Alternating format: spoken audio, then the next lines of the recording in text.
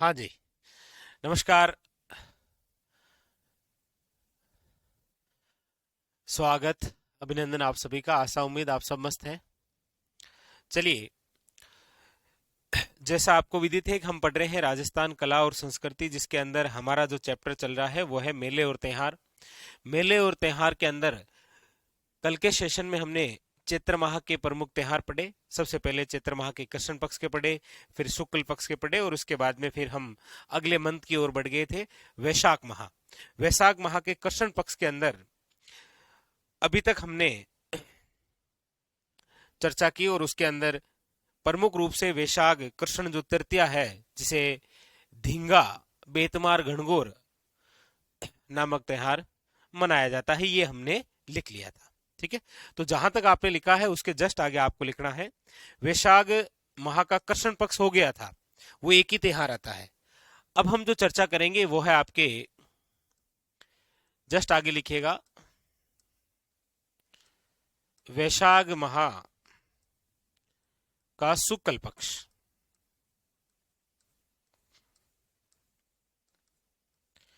वैशाख माह का शुक्ल पक्ष, और वैशाख माह के शुक्ल पक्ष के अंदर हम चर्चा करते हैं।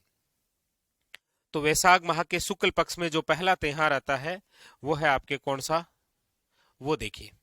वैशाख माह के शुक्ल पक्ष में जो पहला त्योहार है वो आता है आपके वैशाख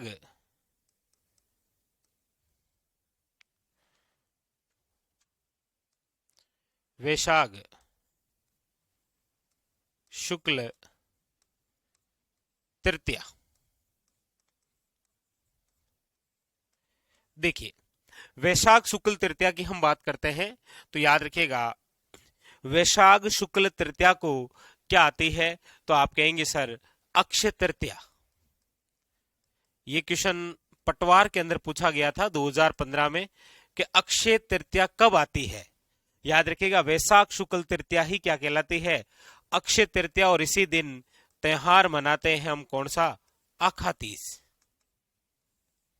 कौन सा त्योहार मनाते हैं, डायरेक्ट वन लाइनर क्वेश्चन है, आखा तीज कब आती है, याद रखिएगा। ठीक है, वैशाख शुक्ल तृतीया। ये जो आखा तीज है, इस दिन आप सब जानते हैं कि सर्वाधिक बाल विवाह होते हैं। सर्वाधिक बाल विवाह, क्योंकि इस दिन अबुझ सावा होता है। क्या होता है इस दिन, अबुझ सावा, यानी कि किसी से पूछने की आवश्यकता नहीं है पंडित जी से कि आखा तीज शुभ अवसर है या नहीं है। सब जानते हैं आखा तीज है, मतलब ग्रामीण क्षेत्रों में आप देखेंगे सर्वाधिक जो विवाह होते हैं वो इसी अवसर पर होते हैं, और उसमें भी सर्वाधिक बाल विवाह होते हैं। ठीक है, यहां पर एक पर्वे की आपको बात याद रखनी है कि आखा तीज के दिन, याद रखिएगा, बीकानेर जिले में, याद रखिएगा, पतंग महोत्सव का आयोजन होता है। ये एक इंपॉर्टेंट फैक्ट है कि आखा तीज के अवसर पर निम्न में से किस जिले में पतंग महोत्सव मनाया जाता है, याद रखिएगा, बीकानेर।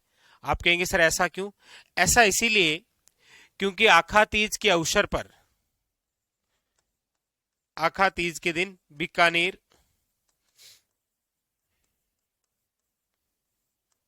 नागौर वे उदयपुर की स्थापना हुई है, याद रखिएगा। इसीलिए बीकानेर जिले के अंदर आखा तीज के अवसर पर क्या मनाते हैं, याद रखिएगा, पतंग महोत्सव। हाँ पंकज, इसमें जीके जरूर पढ़ाते हैं। ठीक है, हाँ याद रखिए, ये हो गए आपके आखा तीज।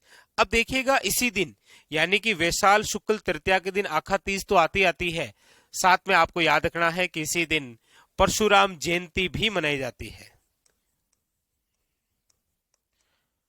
परशुराम जयंती कब आती है, वैशाख शुक्ल तृतीया। याद रखिएगा, इस दिन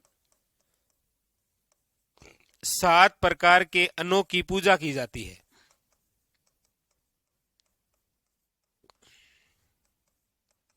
7 प्रकार के जो अन्न होते हैं ना, उनकी भी पूजा इसी दिन की जाती है।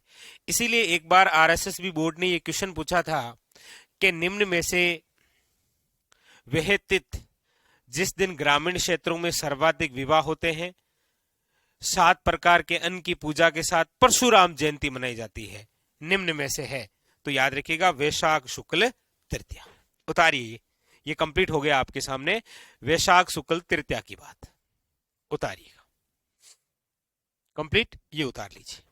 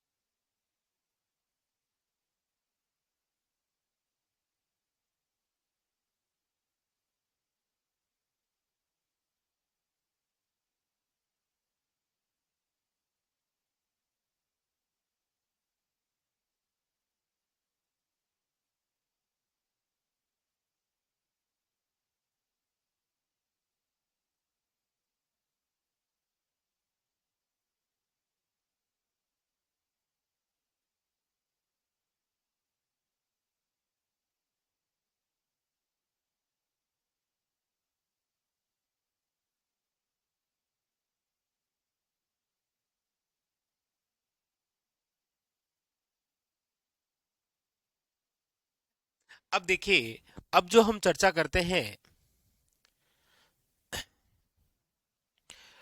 उसकी चर्चा हम करते हैं आपके सामने अगले त्योहार की।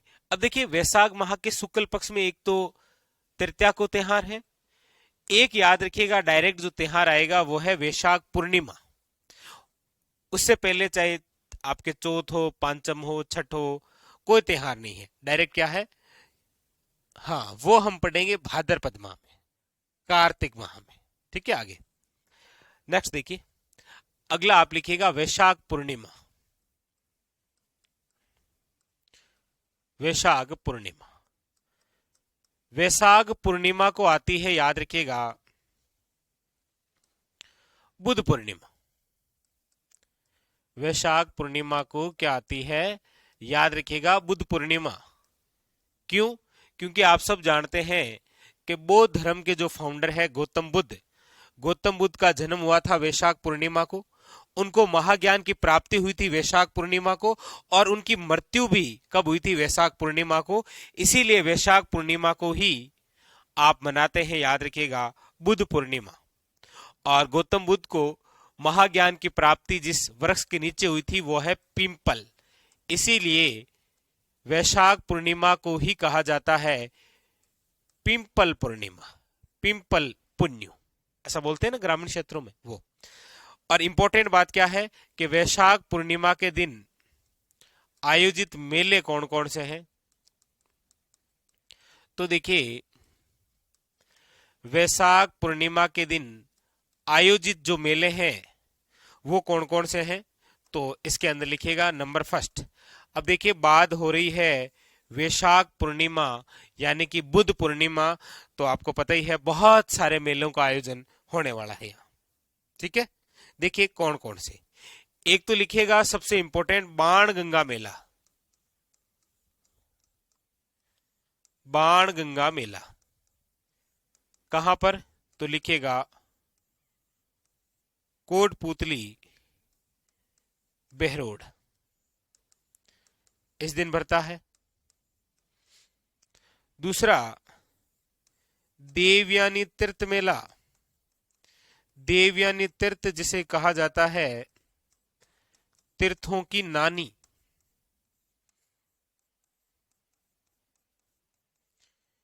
ये भरता है सांभर। सांभर आपको पता ही है कहाँ है, वर्तमान जयपुर ग्रामीण।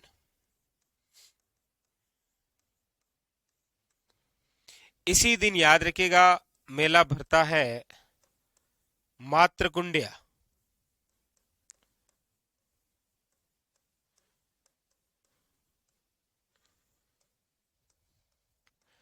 और ये जो मातृकुंडिया मेला है ये भरता है राशमी तहसील चित्तौड़गढ़।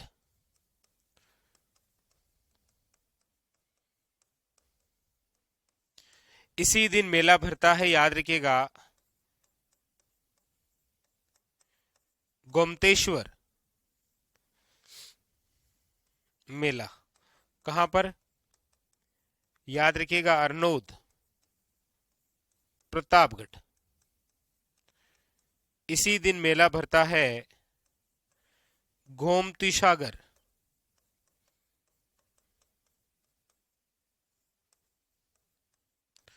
और गोमती सागर मेला कहां पर भरता है? याद रखिएगा झालरा पाटन, झालावाड़। उतारिए। ये आपके वैशाख माह की बात कंप्लीट हो गई। ठीक है, याद रखिएगा। उतार लीजिए वैशाख पूर्णिमा, बुद्ध पूर्णिमा, क्योंकि इस दिन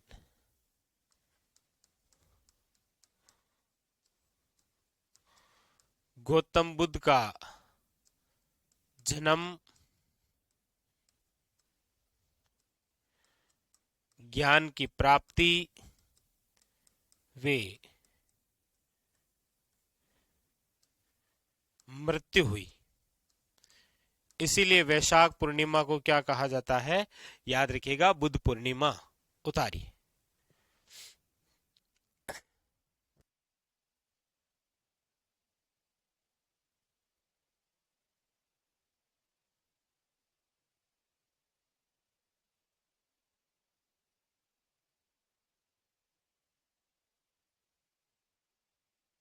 सर्वाधिक त्योहार भादवा, भादवा, भादवे में पढ़ेंगे हम। ठीक है, सर्वाधिक त्योहार वहीं पढ़ते हैं। ये लिखिए।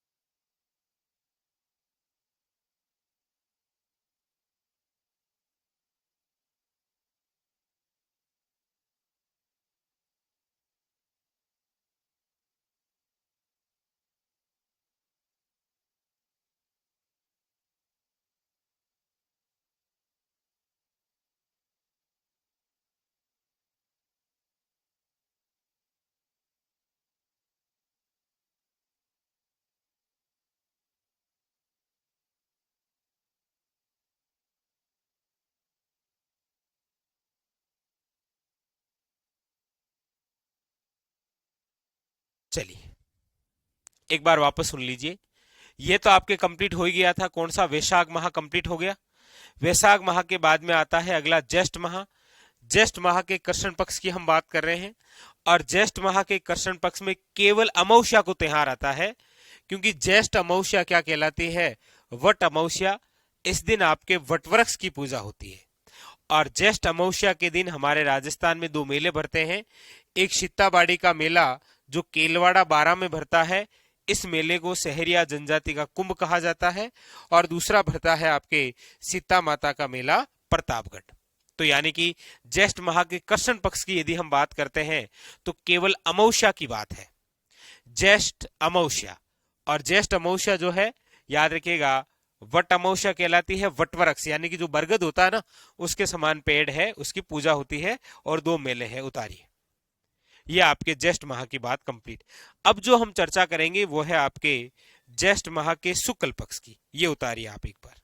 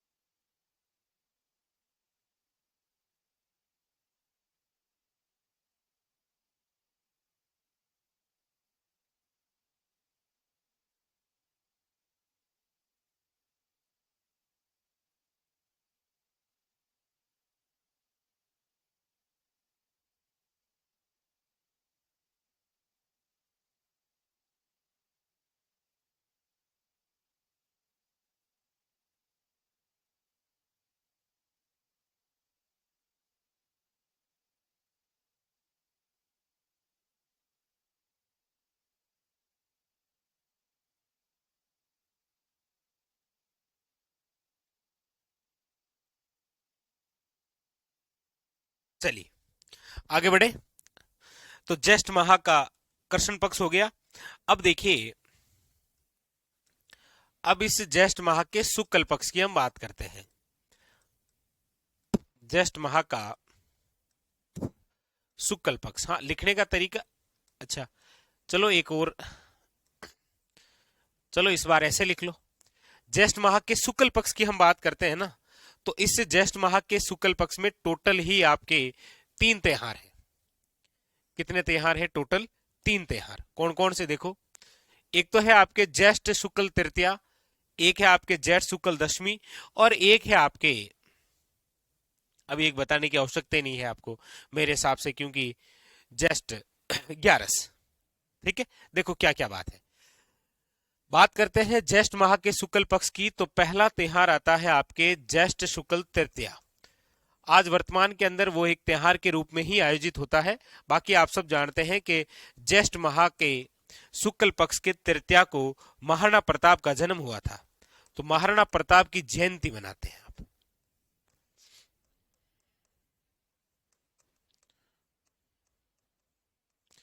क्योंकि महाराणा प्रताप का जन्म हुआ है जैष्ठ शुक्ल तृतीया। डेट की आप बात करेंगे तो डेट है 9 मई 1540। ठीक है, ये इंपॉर्टेंट याद रखिएगा। ज्येष्ठ शुक्ल दशमी, इस दिन आती है, याद रखिएगा, गंगा दशमी। इस दिन क्या आती है, याद रखिएगा, गंगा दशमी। और इस दिन एक स्थान है कामा। कामा आज वर्तमान के अंदर तो डीग में है। पहले कामा डीग भरतपुर पड़ा करते थे। अब आपको केवल याद रखना है कामा, जो कि डीग में है। गंगा दशमी के दिन याद रखेगा, गंगा दशहरे मेले का आयोजन होता है। गंगा दशहरा मेला भरता है। और ये मेला कहां भरता है, तो याद रखिएगा कामा में। ठीक है, कामा कहां है, डीग में है। डीग भरतपुर का भाग था पहले। और एक आता है आपके ज्येष्ठ माह का, वेरी वेरी इंपॉर्टेंट त्योहार ज्येष्ठ माह का, ज्येष्ठ शुक्ल एकादशी या ग्यारस। और ज्येष्ठ शुक्ल ग्यारस, इस दिन आती है आपके निर्जला एकादशी। क्या आती है, निर्जली एकादशी। यानी कि इस दिन महिलाओं द्वारा बिना जल पिए व्रत रखा जाता है। ठीक है, वेरी वेरी इंपॉर्टेंट। हाँ, निर्जला एकादशी, जल पिए बिना व्रत। लिखिएगा ज्येष्ठ शुक्ल पक्ष ग्यारस। बस इतने ही तैयार आते हैं आपके ज्येष्ठ माह में। एक तो आपने देख लिया अमावस्या को है, और ये शुक्ल पक्ष को 3 है, बाकी कोई नहीं है। उतारिए।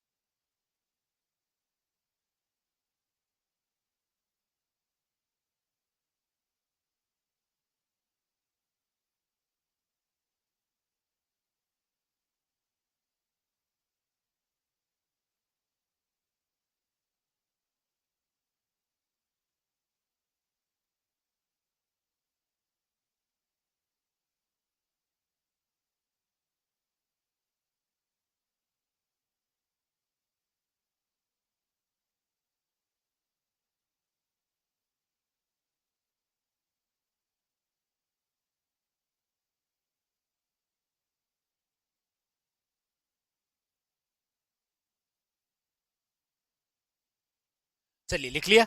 तो ये आपके ज्येष्ठ माह कंप्लीट हो गया, यानी कि चैत वैशाख और ज्येष्ठ माह कंप्लीट। अब आप लगाइए हेडिंग आषाढ़ माह। आषाढ़ माह। और सबसे पहले वही बात, आषाढ़ माह कोई भी माह हो कहां से शुरू होगा? कृष्ण पक्ष से। तो आषाढ़ माह का कृष्ण पक्ष। और आषाढ़ माह के कृष्ण पक्ष की हम बात करते हैं, तो आषाढ़ माह के कृष्ण पक्ष में भी एक ही त्योहार है। देखिए अभी आप देख रहे हैं कि थोड़े कम ही त्योहार आ रहे हैं। आगे जब हम कार्तिक और भाद्रपद माह पढ़ेंगे तो सर्वाधिक त्योहार आने वाले हैं। तो आषाढ़ माह के कृष्ण पक्ष की हम बात करेंगे, तो एक त्योहार आता है केवल और केवल 11 को। कृष्ण पक्ष में केवल 11 यानी कि एकादशी को एक त्योहार आता है, जिसे आप बोलते हैं योगिनी एकादशी। क्या बोलते हैं? योगिनी एकादशी। ऐसा कहते हैं कि इस दिन व्रत करने पर जितने भी पाप किए हैं वो नष्ट हो जाते हैं। इस दिन क्या है? व्रत करने पर पाप नष्ट हो जाते हैं।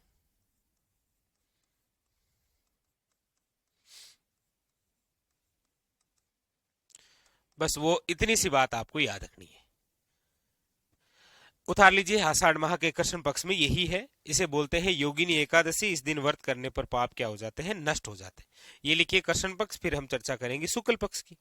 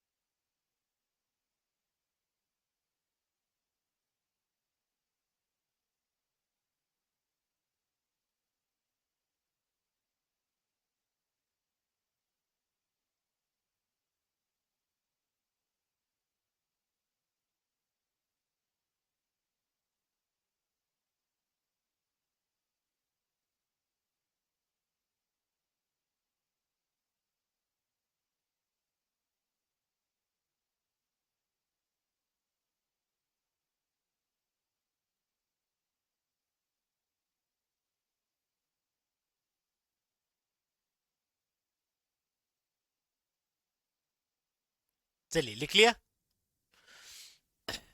तो आषाढ़ माह का कृष्ण पक्ष कंप्लीट। अब आप हेडिंग डालिए आषाढ़ माह का शुक्ल पक्ष। आषाढ़ माह का शुक्ल पक्ष। और आषाढ़ माह के शुक्ल पक्ष की हम बात करते हैं, तो याद रखिएगा आषाढ़ माह के शुक्ल पक्ष में भी कोई ज्यादा त्योहार नहीं है, बस 3 त्योहार आते हैं आपके। कौन कौन से? देखिए,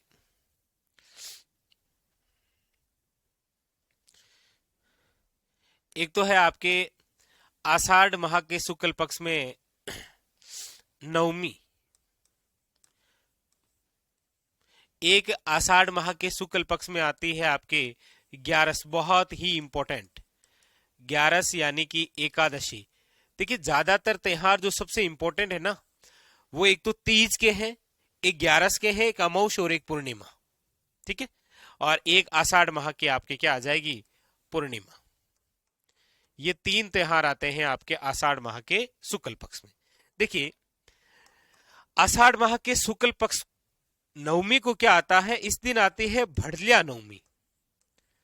अब आप कहेंगे सर ये भड़लिया नवमी क्या होती है, तो उससे पहले मैं आपको आषाढ़ माह के शुक्ल पक्ष की 11 बताऊंगा, क्योंकि इस दिन आती है देवशैनी। क्या आती है इस दिन? इस दिन आती है देवशैनी 11। देवशैनी 11 का तात्पर्य यह होता है कि इस दिन देवता सो जाएंगे, यानी कि इसके बाद में फिर मांगलिक कार्य नहीं होंगे। आप देखेंगे कि आषाढ़ माह की 11 के बाद 4 माह तक कोई विवाह नहीं होता है, क्योंकि देवता सो जाते हैं। देवता सोने से पहले एक नवमी आती है जिसे बोलते हैं भड़लिया नवमी। ये सावा का अंतिम दिन होता है, यानी कि यदि शादी वादी कुछ मांगलिक कार्य करना है तो ये आपके पास में अंतिम अवसर है, क्योंकि इसके बाद में फिर देवता सो जाते हैं। कब? 11 को। तो देवसेनी 11 मनाते हैं, यानी कि देवता 4 माह के लिए शयन मुद्रा में चले जाते हैं। शयन मुद्रा में, यानी कि अब मांगलिक कार्य नहीं होंगे 4 माह तक। मांगलिक कार्य नहीं होंगे, ठीक है। और कितने माह तक नहीं होंगे? 4 माह तक, याद रखिएगा, ठीक है। और आषाढ़ पूर्णिमा को याद रखिएगा, इस दिन आती है गुरु पूर्णिमा। इस दिन क्या आती है फिर? गुरु पूर्णिमा। इसे ही बोलते हैं व्यास पूर्णिमा। क्यों आती है गुरु पूर्णिमा, व्यास पूर्णिमा? क्योंकि आषाढ़ पूर्णिमा के दिन ही जन्म हुआ है वेद व्यास का। वेद व्यास का जन्म। और वेद व्यास तो आप जानते ही हैं, हाँ, महाभारत के रचयिता।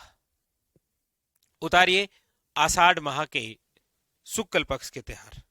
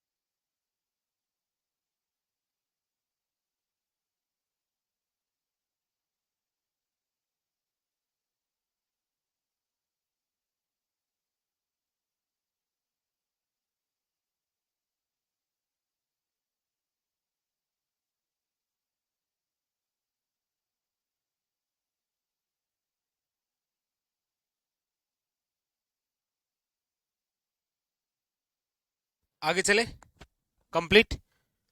हाँ, बुक सॉल्यूशन कब से? सुबह 7 बजे से शुरू होगा, ठीक है। चलिए, तो बस ये बात आपके कंप्लीट हो गई किसकी? आषाढ़ माह की।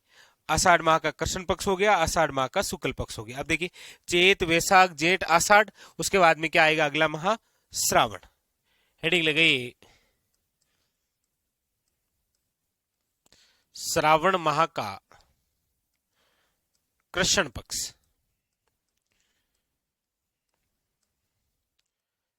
सबसे पहले चर्चा करते हैं श्रावण माह का कृष्ण पक्ष। देखिए, श्रावण माह के कृष्ण पक्ष की हम चर्चा करते हैं तो देखिएगा,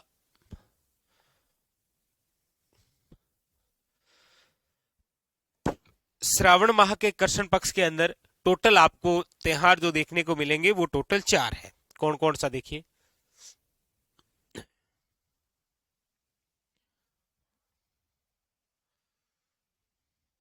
देखिए सबसे पहले श्रावण माह के कृष्ण पक्ष की यदि हम बात करते हैं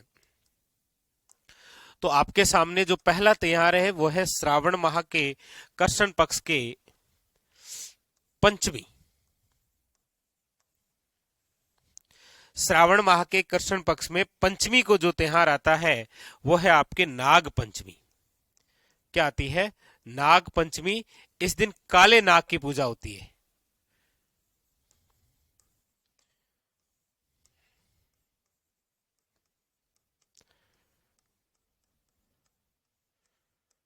काले नाग की क्या होती है? याद रखिएगा, पूजा होती है। तो श्रावण माह के कृष्ण पक्ष की पंचमी को क्या आती है? नाग पंचमी। और नाग पंचमी के दिन एक मेला भरता है नाग पंचमी का। कहां पर? याद रखिएगा, मंडोर में। नाग पंचमी का मेला कहां भरता है? याद रखिएगा, मंडोर में। मंडोर कहां पर है आपके? याद रखिएगा, जोधपुर में। ठीक है, वेरी वेरी इंपॉर्टेंट, याद रखिएगा। ठीक है, उसके बाद में फिर श्रावण माह के कृष्ण पक्ष में पंचमी आ गई, फिर आ जाएगी नवमी। क्योंकि नाग पंचमी आई है तो नवमी को आएगी निड्री नवमी, यानी कि नेवले की पूजा होगी। नेवले की पूजा।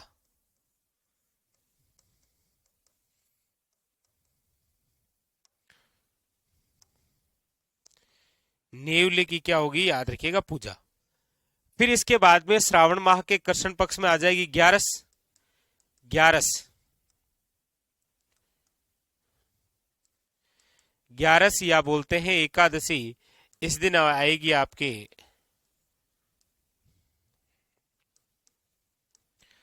कामिक एकादशी, यानी कि इस दिन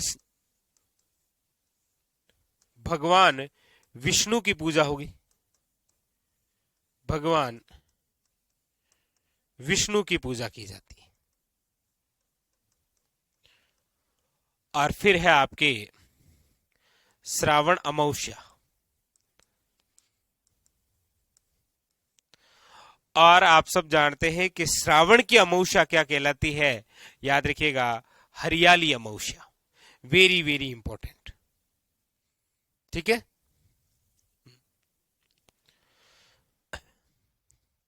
हाँ, इस दिन क्या है फिर? हरियाली अमावस्या। तो ये डायरेक्ट क्वेश्चन आता है, कौन से माह की अमावस्या को हरियाली अमावस्या कहा जाता है? श्रावण मास की। इस दिन मेलों की यदि हम बात करेंगे तो मेले भरेंगे 2 जगह। कौन कौन से? एक तो है मेला, याद रखिएगा, कल्प वृक्ष मेला। कल्प वृक्ष का जो मेला है वो भरता है मांगली आवास। और मांगली आवास कहां पर है? याद रखिएगा, अजमेर। और एक इसी दिन मेला भरता है आपके बूढ़ा जोहड़। बूढ़ा जोहड़ मेला ये भरता है वर्तमान अनूपगढ़ जिले में। उतारिए। और इस अमावस्या के दिन एक व्रत होता है। कौन सा? याद रखिएगा, इस दिन एक व्रत होता है, वो है पिटोरी व्रत। पिटोरी व्रत क्या होता है? ऐसी महिला जिसके संतान जन्म लेते ही संतान की मृत्यु हो जाती है, तो वो महिला यदि इस दिन व्रत करती है तो फिर वो संतान की मृत्यु नहीं होती है, ऐसा कहा जाता है। ठीक है, उतारिए।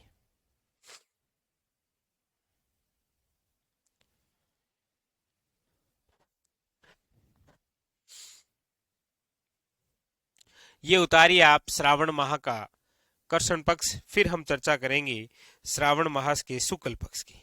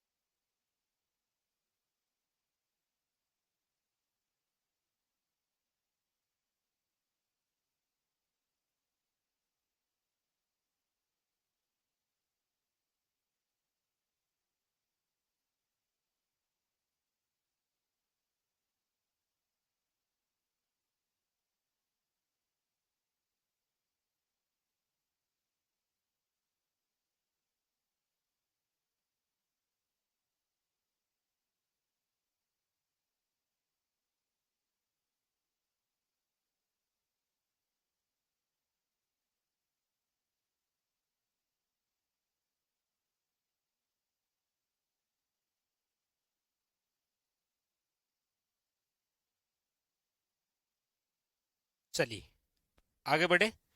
अब हम बात करते हैं यहां पर, वो है आपके श्रावण मास के शुक्ल पक्ष की। ये कृष्ण पक्ष तो हो ही गया। चलिए अब आप हेडिंग लगाइए,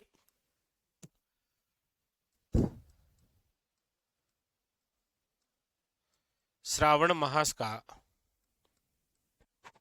शुक्ल पक्ष।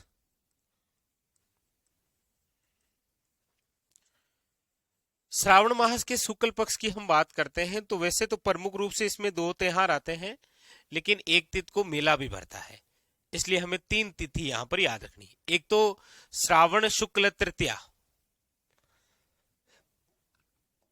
भाई श्रावण शुक्ल तृतीया यानी कि आ जाएगी आपके छोटी तीज। एक आ जाएगा श्रावण मास की दशमी, और एक आपके शुक्ल पक्ष है तो पूर्णिमा। देखो सबसे पहली बात श्रावण मास के शुक्ल पक्ष की, वो है तीज की यानी कि तृतीया। इस दिन आती है छोटी तीज, छोटी तीज भी बोलते हैं, और इसे श्रावणी तीज भी कहा जाता है। कई बार डायरेक्ट ऐसे आ जाता है श्रावणी तीज, याद रखिएगा। ठीक है, और इसे ही कहा जाता है आपके हरियाली तीज। हरियाली तीज पूछा जाए आपको कि छोटी तीज, श्रावणी तीज या जो हरियाली तीज है, ये आपके कहाँ की प्रसिद्ध है, तो याद रखिएगा ये प्रसिद्ध है आपके जयपुर की। वैसे याद रखिएगा पति और पत्नी के प्रेम का त्योहार है। पति पत्नी के प्रेम का त्योहार। पति और पत्नी के प्रेम का त्योहार करवा चौथ नहीं है, छोटी तीज है।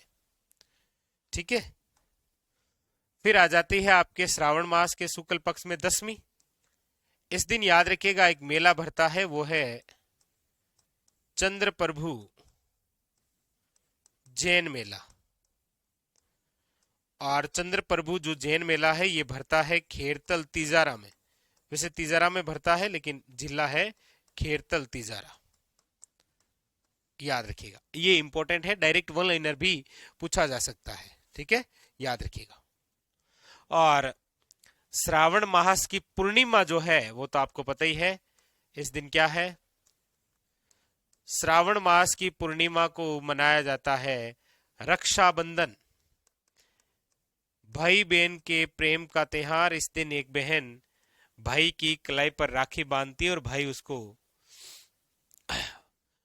उसकी रक्षा का वचन देता है, और एक बहन भाई को नारियल भी देती है। इसीलिए श्रावण पूर्णिमा को कहा जाता है नारियल पूर्णिमा। ठीक है, भाई बहन के प्रेम का त्योहार है। दो त्योहार आते हैं भाई बहन का त्योहार। इस दिन याद रखिएगा रक्षाबंधन का जो त्योहार है ना, इस दिन तो एक बहन भाई के घर जाती है, और भैया दूज के दिन एक भाई बहन के घर जाता है, वो हम आगे पढ़ेंगे। ठीक है, इसी दिन याद रखिएगा श्रवण कुमार की पूजा की जाती है, और इसी दिन एक दिवस मनाया जाता है संस्कृत दिवस।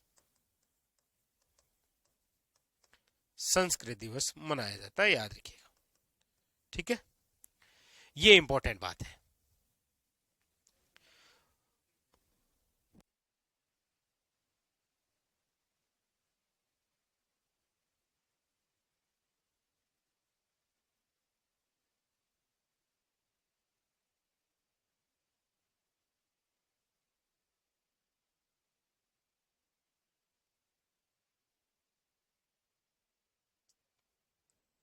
फिर सही है, फिर पूर्णिमा, बिल्कुल शाबाश, फिर दसवीं और तृतीया। ठीक है, तो ये आपके श्रावण मास भी क्या हो गए हैं? कंप्लीट हो गए हैं। हाँ, पॉलिटी बिल्कुल आपको पढ़ाएंगे, कार्तिक सर पढ़ाएंगे, क्यों नहीं।